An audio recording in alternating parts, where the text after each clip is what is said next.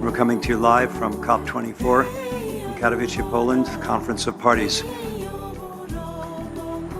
Now today's guests with us, Greta and Svante Thunberg. The name Thunberg is not yet a household name, but Greta's accomplishment is known famously around the world.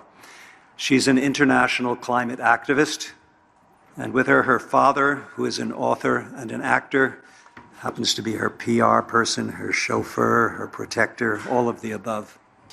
It goes back a few years when Greta fell ill. I think it's 4 or 5 years ago.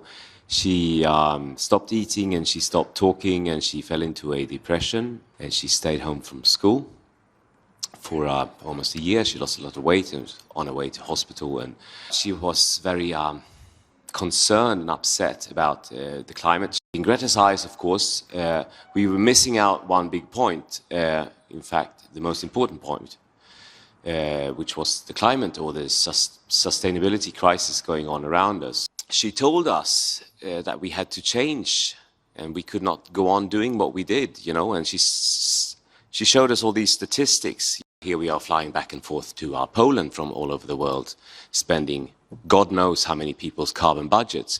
And so Greta said, you can't go on doing that. You cannot stand up for human rights while you're living this lifestyle. And so we gave up that lifestyle, and my wife stopped flying 2016, and I stopped flying 6 months later.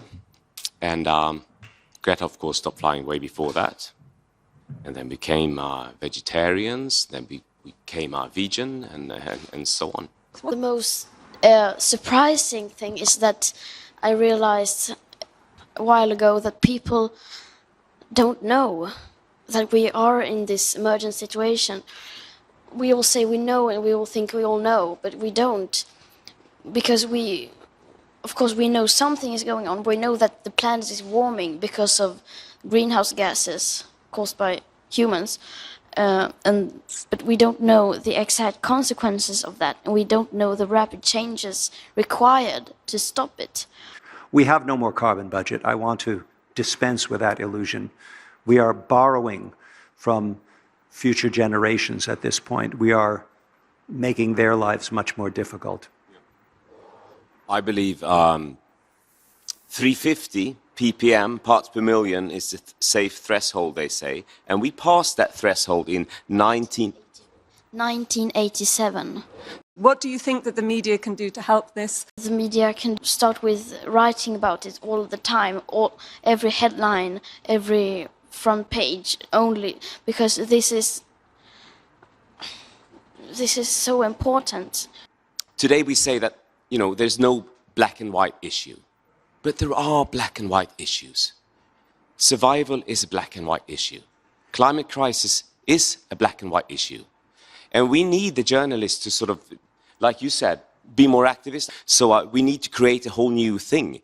And that's why we also need to lead by example, because that's, you know, we may not like it, but in today's sort of social climate, you need to live as you speak. Live as you... Practice as you preach. Practice as you preach. People don't realize how important it is. We all think that, oh, people know. We don't.